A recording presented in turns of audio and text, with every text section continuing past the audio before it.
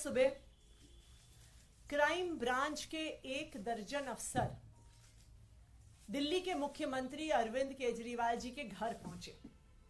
Crime branch का एक तथाकथित नोटिस लेके पहुंचे।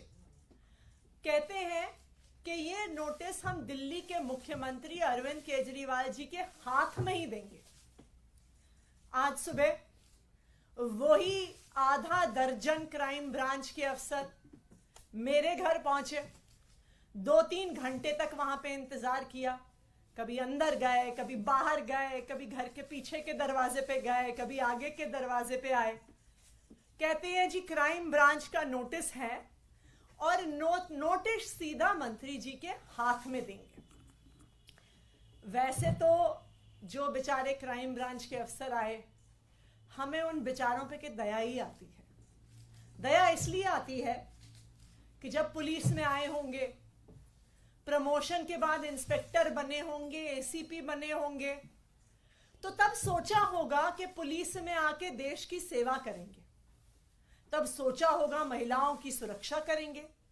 तब सोचा होगा देशवासियों के लिए कुछ करेंगे। लेकिन आज उन बेचारों को टीवी की एक प्राइम टाइम नौटंकी बना के छोड़ दिया है उनके राजनीतिक आकाओं ने। जब वो बेचारे दिल्ली पुलिस वाले, क्राइम ब्रांच वाले बार बार कहते हैं, कल जैस्मिन जी की उनसे सीएम रेजिडेंस के सामने कुछ बातचीत हुई नोटिस को लेके, तो कहते हैं नहीं नहीं नहीं नहीं नहीं, हम मीडिया के सामने नहीं बात कर सकते, हम मीडिया के सामने नहीं बात कर सकते, अंदर आओ, हम मीडिया के सामने नहीं बात कर सकते। तो पूरे दिल्ली में, पूरे देश में क्या मैसेज जाता है? मैसेज जाता है कि दिल्ली पुलिस वाले डरपोक हैं, दिल्ली पुलिस वाले कायर हैं।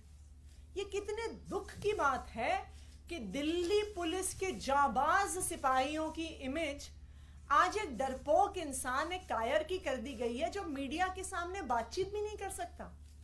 आप ये सोचिए कि दिल्ली के क्रिमिनल्स क्या सोचेंगे कि भाई इन दिल्ली पुलिस वालों से डरना जो 2-4 कैमरामैन से डरते हैं।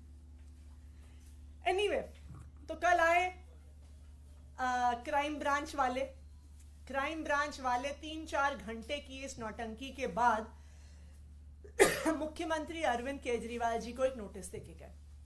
आज सुबह भी मेरे घर आकर भी 2-3 घंटे की नौटंकी के बाद एक ये नोटिस देके गए। अब ये नोटिस भी मजेदार है।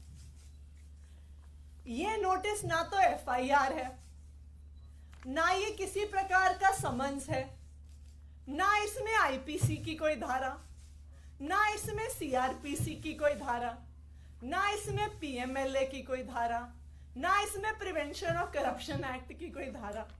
तो कुल मिला के क्राइम ब्रांच 48 घंटे की नौटंकी के बाद मुख्यमंत्री अरविंद केजरीवाल जी और मुझे एक चिट्ठी देके चला गया है, जो वो कह रहे थे कि हम हाथ में ही देंगे। इतनी महत्वपूर्ण चिट्ठी है। मैं कई बार सोचती हूँ कि हमारे तो घरों में कभी अमेज़न वाले आते हैं, कभी फ्लिपकार्ट वाले आते हैं, कभी सरकारी कर्मचारी डाक की फाइलें लेके आते हैं।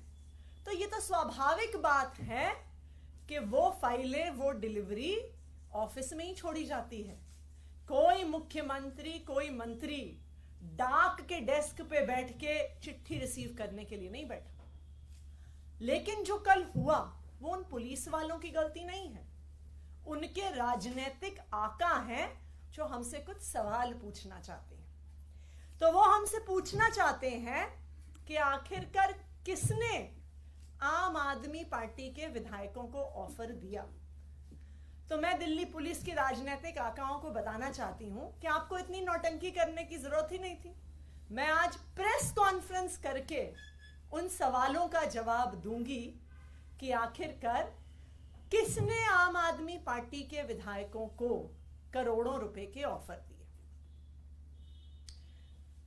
वही लोग हैं जिन्होंने 2016 में उत्तराखंड में 9 कांग्रेस के विधायकों को कांग्रेस से तोड़कर बीजेपी में शामिल किया था, जिन लोगों ने उन 9 कांग्रेस के विधायकों को तोड़ा था, उन्होंने ही आम आदमी पार्टी के विधायकों को संपर्क किया।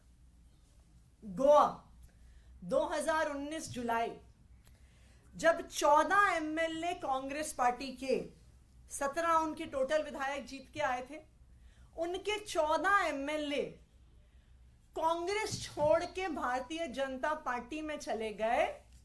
जो लोग उन 17 कांग्रेस के विधायकों के पास गए थे, वही लोग आम आदमी